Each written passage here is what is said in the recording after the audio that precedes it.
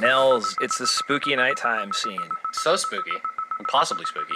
Coming up with this scene was funny because the bag that is in the little grove here is known, I think, definitely internally, I don't know if this is in the game, but as the bug-out bag. Oh, it is definitely the bug-out bag.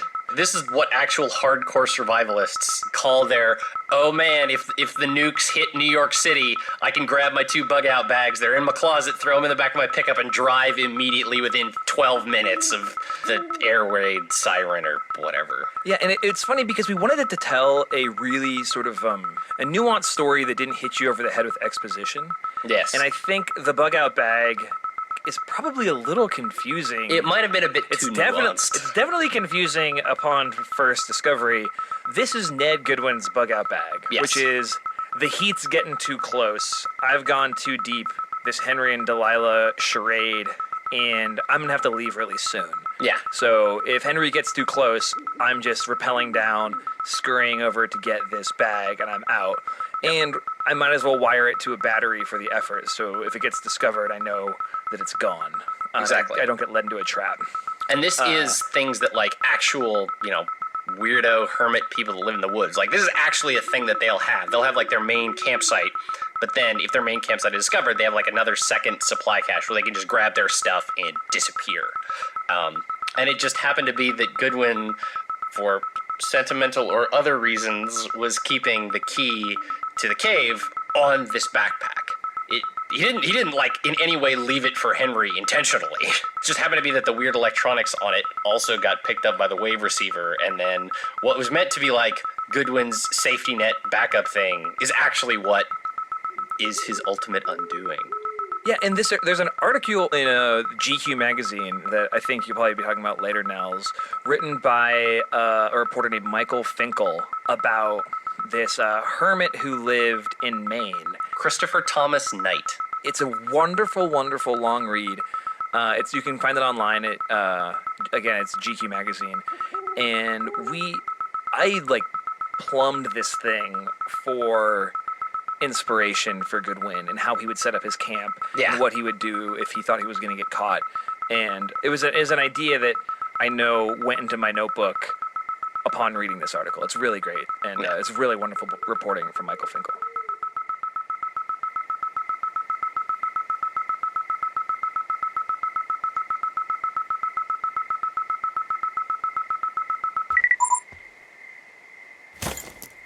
Shit! What?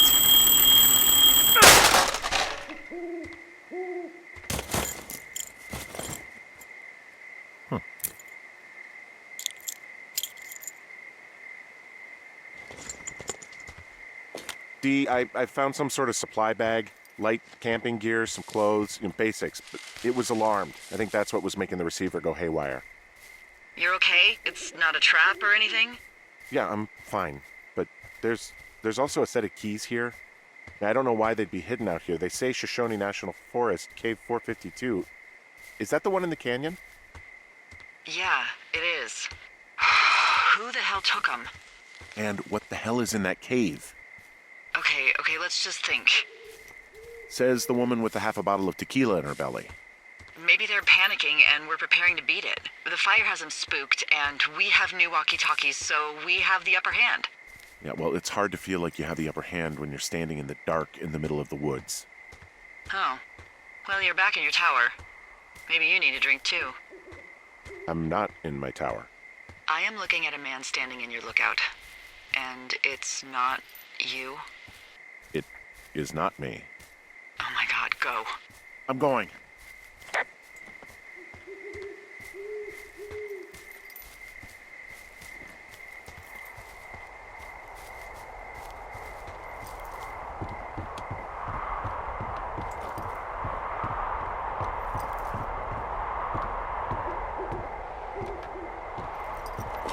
I don't see anyone up here.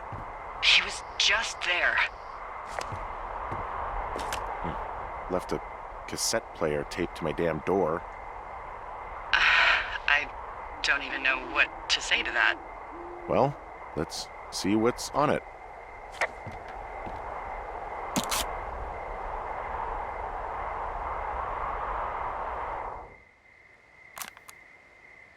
I'm so sick of letting these people do this to us.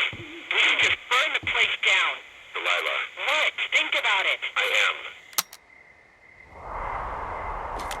It's a tape of us talking down at the site. It sounds like it was recorded from somewhere nearby. Oh, Jesus.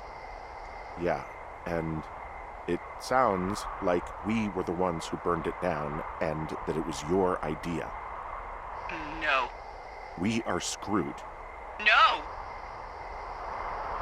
Dee, just don't freak out, okay? Don't freak out. Oh my god, what the fuck is happening, Henry?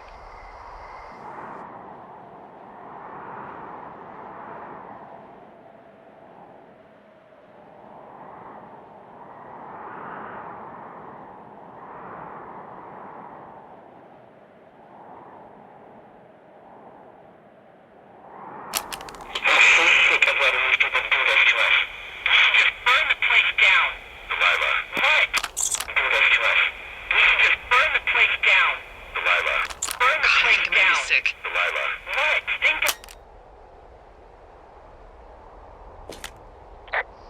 What's wrong? Someone claiming to be Henry in Two Forks called a lookout in another sector early this morning and said that I knew what caused the Wapiti Meadow fire. So I just got off the horn with that lookout who's wondering what I know, or that I'm an arsonist, or that I'm fucking losing it. Furthermore, I bet you don't have the only tape of us from last night, so someone has evidence to back it up. We need to find out what someone's been keeping in that cave. I'm going down there now. We don't have a lot of time left out here, and if we don't find some fucking answers, when they lift us out of here, it's gonna be in handcuffs. We have to stick together, okay? Keep our story straight. From the first day with those girls to the person breaking in on our conversation, everything. We gotta be honest and consistent. Yeah, I suppose you're right. I know.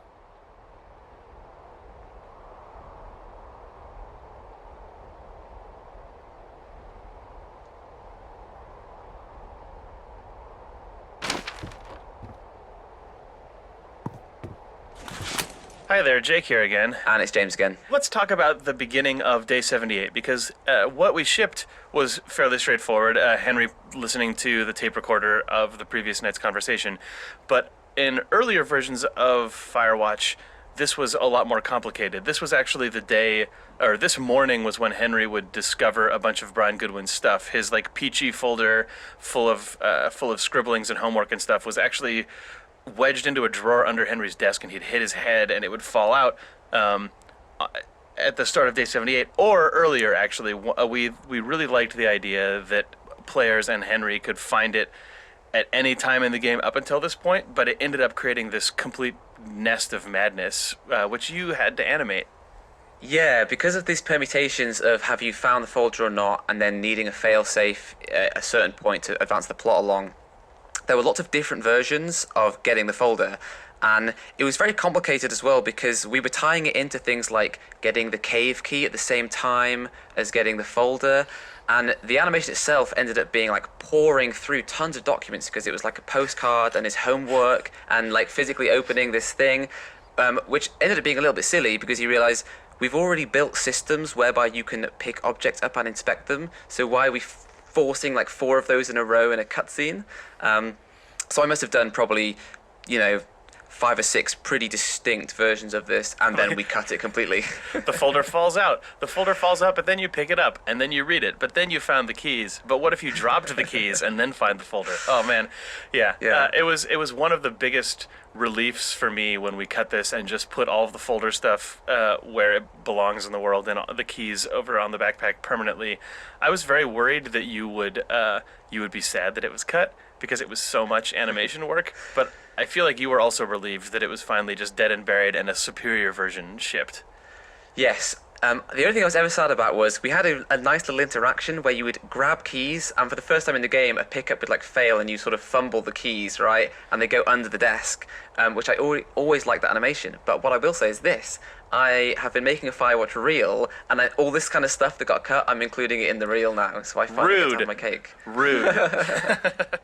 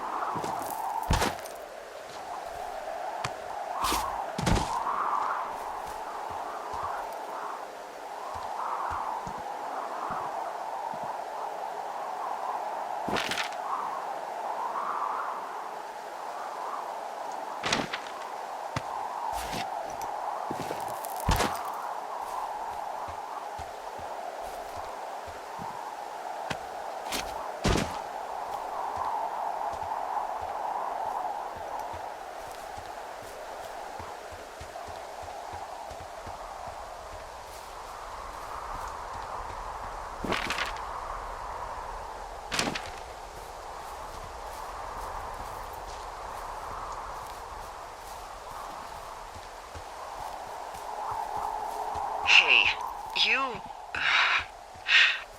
didn't actually make that call, right? To the other lookout? It just stuck in my craw. I let myself imagine how fucked I would be if you'd been lying to me. But now that I asked, I kinda just wish I hadn't. Of course I didn't. No way. They're trying to pit us against each other. Yeah, you're right. That's not gonna happen, though. Thanks, Henry.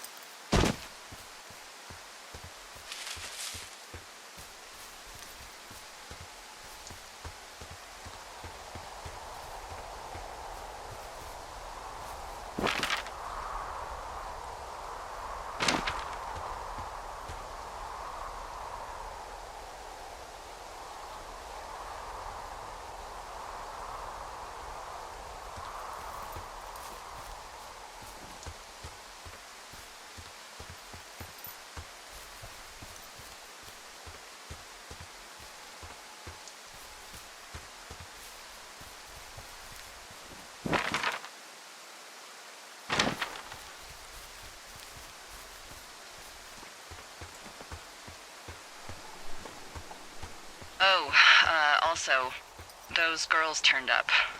Looks like you didn't kill them. Nobody did. They took some farmer's tractor for a joyride down in Riverton and, landed in jail. Dodged a bullet there. Yeah, we've got enough unanswered shit to answer for, I'd say.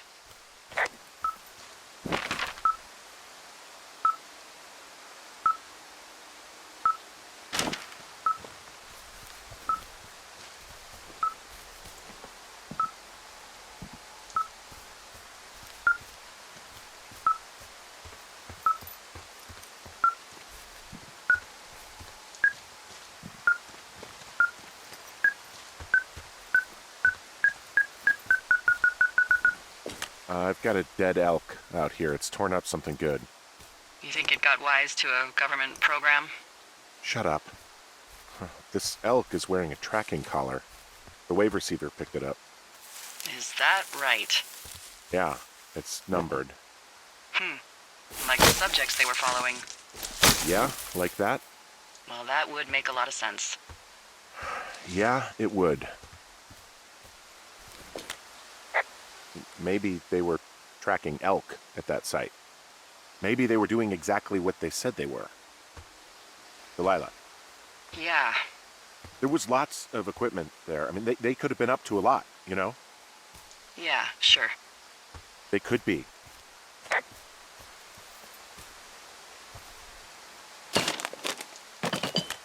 Do you know whatever happened to Dave the Ranger? No, why? I was just wondering about him and the other guy, Ron. Last I heard, Ron was in Alaska. His ex-girlfriend, Debbie, is the one who works the Forest Service desk in Cody. Well, Dave got beat up pretty bad in a bar fight last year. Huh, I never heard about that. I've heard people give him a hard time because he, isn't exactly a ladies' man. Oh, I see. Yeah, people are shitty. So I found notes between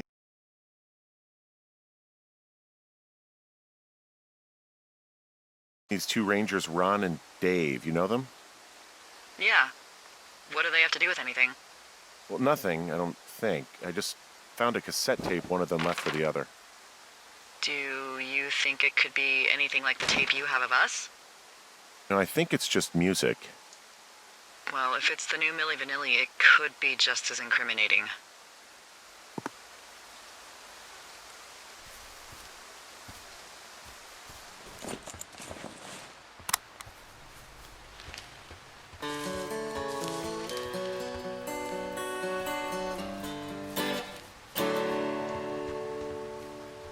I'm headed off to Shoshone, where the birds and the bees won't know me. Man and war won't exist no more, and there ain't no gals to keep no score. I'm taking off for the woods, to a place where there ain't no shirts. Don't need no books or ponds or the ponderosas. Don't need no lady or marry the Mariposas. Can't waste no time in getting there. I'll do 80 down 80 without a prayer. Don't need no gal, I'll spruce up for the spruces. Don't need no pal, I'll change my mood up for the mooses. Headed off to Shoshone, where the birds and the bees won't know me. Men and war won't exist no more, and there ain't no gals to keep no score. And if you're wondering where's my aspen, it's been cavorting amongst the aspens. Don't need no grass, I'll get altered among the alders. Don't need no mass, I'll grovel before the boulders. I'm headed off to Shoshone, where the birds and the bees won't know me. Men and war won't exist no more, and there ain't no gals to keep no score. I'm headed off to Shoshone, where the elk and the owls won't know me, where there ain't no judges to whom I gotta plead, 'cause I can be me in old Shoshone.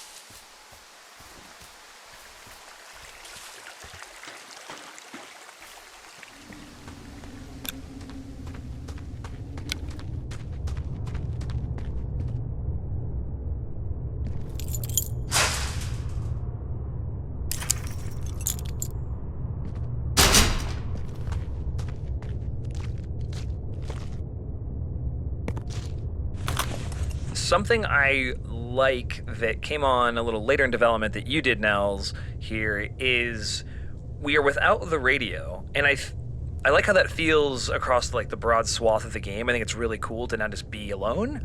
But there are these sort of reflexive Henry comments to himself based on things you're looking at, and the way those are tuned throughout here are really nice. Player, I don't know if you've seen this, but when you're walking sort of in the upper level of the cave, you can look down and to the right and you can see Brian Goodwin's shoe. And when you sort of like zoom in on that, Henry will just call out to someone if it is someone down there, someone in the cave. And Nell sort of like concocted that and put them all in the game, and we wrote some lines that worked for it, and they're not all over the place, but I really like the way it made the cave feel. Yeah, it's actually kind of one of my favorite moments in the game in terms of Henry's monologue too, because we conceivably, even though Delilah can't hear you, like we could have hooked up the same normal radio interaction to where it'd be like you can make these dialogue choices and Henry just either monologues to himself or like talks into the radio, even though we know Delilah can't hear him. But I don't remember. I might just have like tried it on a whim. Maybe someone suggested it. I don't exactly remember. But just having those play automatically when you've been looking at a specific object or area of the cave for like anywhere between like half a second to 2 seconds, and then those kind of monologue moments show up, or when you perform a specific action like zooming, it feels very natural in a way that like little kind of auto monologue lines in games often don't. There's like a couple in the upper level of the cave and then a couple more down near the bottom when you actually find Brian's body. It was kind of a bummer that they came online so late and there aren't any other spots in the game where Henry doesn't have access to the radio, because I actually would have loved to have a few more of these in the game somewhere as well. You're always thinking about like what design tools do I have to like change the pace or make you feel something different.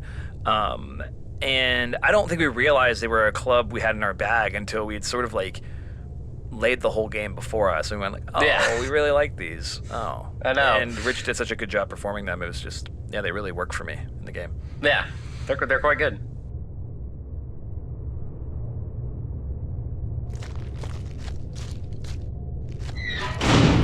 What the hell?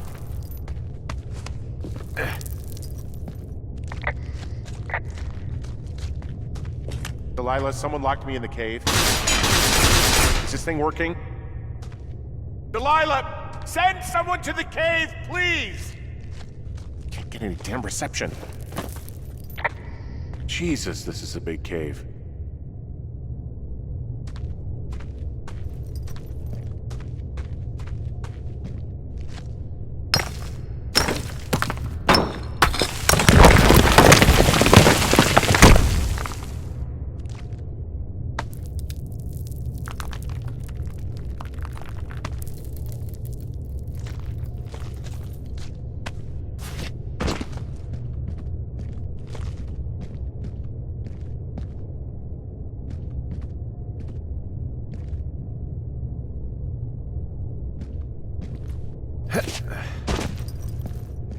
It's freezing in here.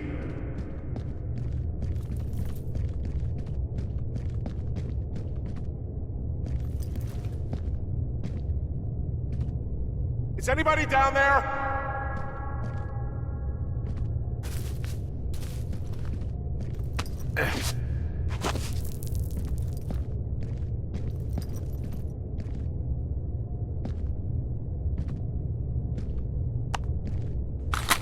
Hi, it's Jane again, here with... Me, Jake, hi. So the way we work usually is that Jake will do a lot of the level design with gray boxing, and the cave is no different. That's true. The cave is no different in that regard, but it is different in that it's ridiculous. Like the cave, Firewatch usually, when you're building it, you only have to worry about the floor, whereas the cave is a completely contained area. Like it's a cave. And I really wanted to take advantage of that, perhaps to an excessive degree. Like I really wanted the cave to feel like this snaking labyrinth that wove in and out of itself, and that you could see areas you were going to get to later from places you weren't at yet and stuff. But I had no idea if it would actually be allowed to exist inside of the rules of Firewatch until I handed it to you. Well, the interesting thing about this cave is that, like, you know, for example, this hole where the shoe is, you can actually see all the way down to where the body is. Yeah, you can't It's quite all see the body because interconnected. you can't lean far enough in. But yeah, But the spaces all are actually connected in a way that makes sense. the cave is also actually exceptional in that I think it's the only place in Firewatch where we cheat space. Yes. There's a couple places in the cave where you drop off a ledge, and in the middle of Henry's drop animation, we just cut the camera and like blink you to another area that's like a few hundred meters farther away. Yeah. Because the cave ended up being so weirdly nested on itself, it ended up being this like compact ball of yarn to the point that it didn't actually get you all the way to Brian's hideout. Yeah, and so like to like make the space make sense while not spending too much time making it, we just decided, hey, I guess by cheating it a little, it's okay. And I don't think people actually notice. It also cuts your travel time down. Like people were spending a long time walking through it in the early version of the gray box. But figuring out how to light the cave, because, you know, like video game lighting, yes, but you still have to make sure there are spots opening up to the sky so that, you know, because we need to make sure that Henry can go through this without a flashlight. right. But it's also nice and dramatic to have those little cracks of sunlight coming through. Yeah, It looks that's nice. But like, think about those torches. Yeah, that's true. Spike walls. Or underground lake, how about that? Almost happened. Almost made Don't it. tell people about the lake.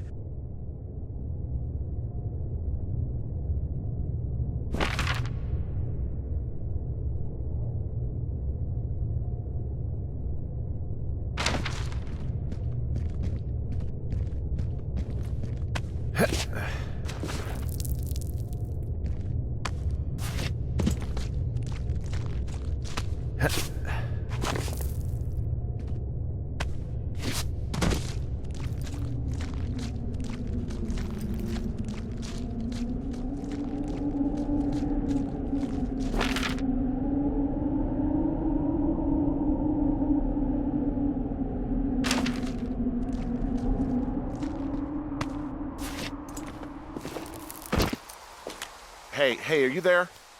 Yeah, what is it? What did you find? Nothing yet, because someone tried to trap me in there. You saw someone? No, someone slammed the gate behind me and then ran away. I found another way out, but if I hadn't, Jesus! So you didn't find anything? No, there's a spot where someone had sunk an anchor, but the hardware's gone now. I don't have any climbing equipment. I just have my ropes. I'm gonna hike back to Two Forks and see if I can find anything that could double as an anchor to use in the spot. Well, that doesn't sound dangerous.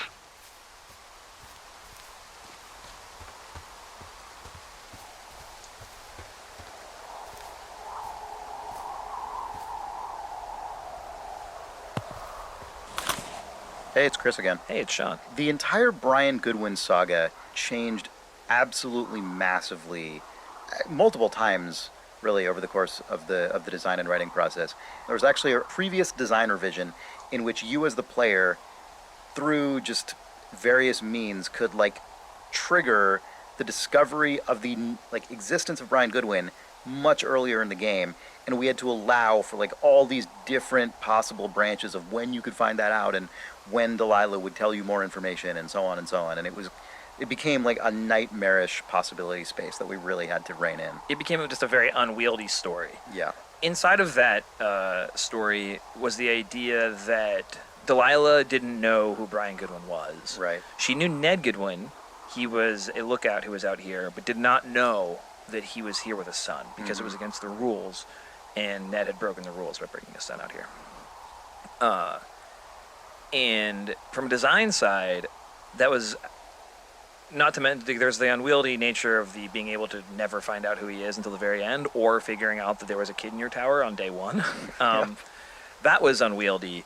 And then furthermore, we were running out of tools to communicate the story of Brian Goodwin, because they were the only thing we had was the discovery of objects, which felt very one note and very it felt very breadcrumby. Exactly. There's all this information you have to know in this order, so you're gonna find these things in that order, and there were too many of them, and it felt completely contrived. And this is just a design philosophy. I think this is a good story design philosophy, a good mechanics design philosophy. When something just isn't working, is just ask yourself what happens if the opposite is true. I'll just say, okay, so what are the things that are true? Delilah didn't know there's a kid in the tower. I was like, well, what if she did? And not only did, she liked him. Oh my gosh, well, that makes the emotional payload of finding Brian Goodwin, like, much more intense. Mm-hmm. And then once we had that, we had another design tool to, like, communicate about who Brian Goodwin was to you. And that tool was the one tool we had for communicating information Anything in the game, anywhere other else than in the finding game. something, and Henry going, oh. Yeah, we doubled the amount of information we could get to you, and it just made the game much more easy. It opened up the game from a story side, and it made us not have to constrain ourselves with that branching craziness of not knowing who he was and breadcrumbing you around the world. And in doing so, it sort of simplified that total arc and allowed us to pack a lot more information into each of those deliveries. So when you find Brian's backpack, when you find his hideaway, each of those is like very information dense because we just consolidated it all to those zones. And can reference the stuff you've learned along the way. So when you do find him, you actually feel like he's a human being who had a history and a life and a personality and stuff. And I'm really glad we got there. Yeah, me too. Because we got there late, and you just don't know if it's going to happen. Yeah. You just don't know. We got there August, September-ish of 2015. Yeah. Game came out in February 2016, so very, very, very late. Yep.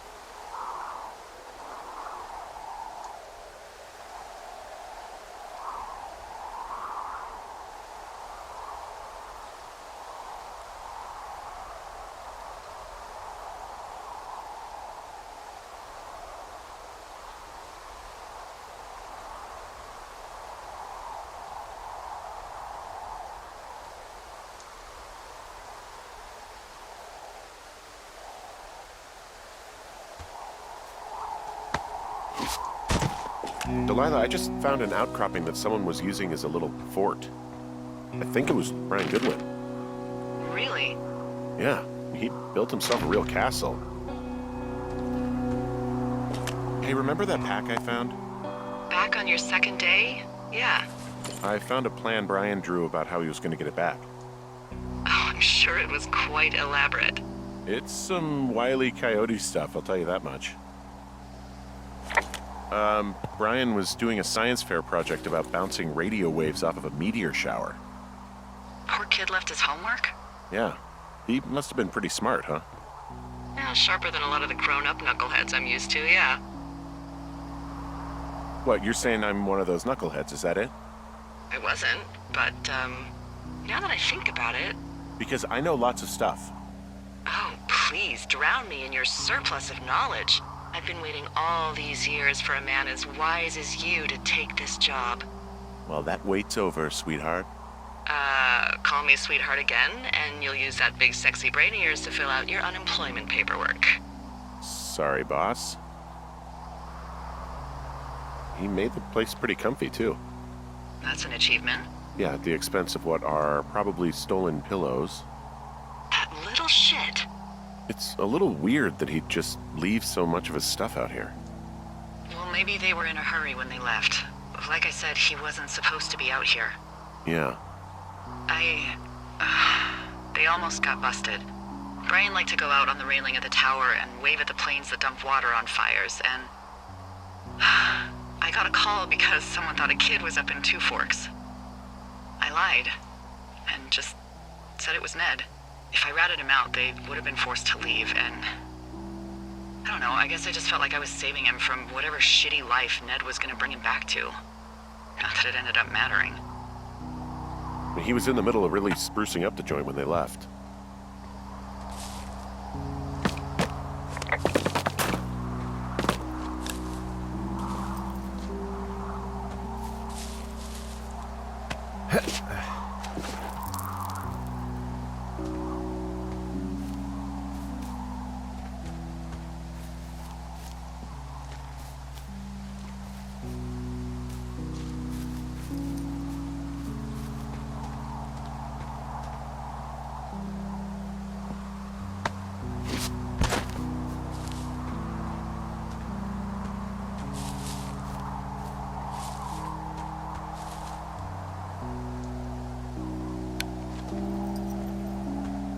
Bunch of rocks stacked up. He made a wall and a perimeter. God. Yeah, that's perfect. You know, maybe he made it because he was afraid of them. Whenever I think of Brian possibly going through this crap, I get sick to my stomach. Yeah. Sorry.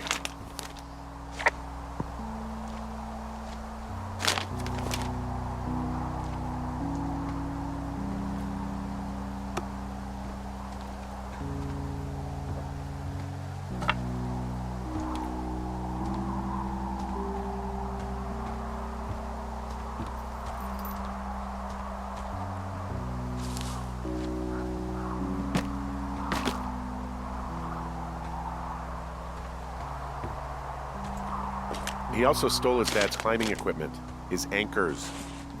That's convenient. Yeah, it is. I think he was gonna hide them in a cash box or something and never got around to it. I mean, he left a note for a ranger to find them and send them back to him in Nebraska. Because he hated climbing? Yeah, I mean, it sounds like Ned was pushing him, and pretending to lose his anchors was the easiest way to put a stop to it. I hope it worked. God, what an asshole. Yeah.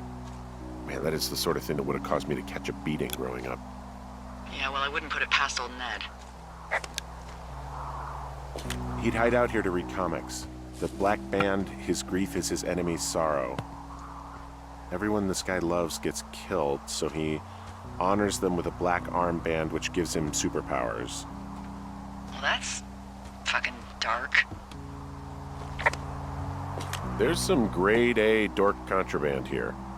You found his pocket protector? I found a data sheet for one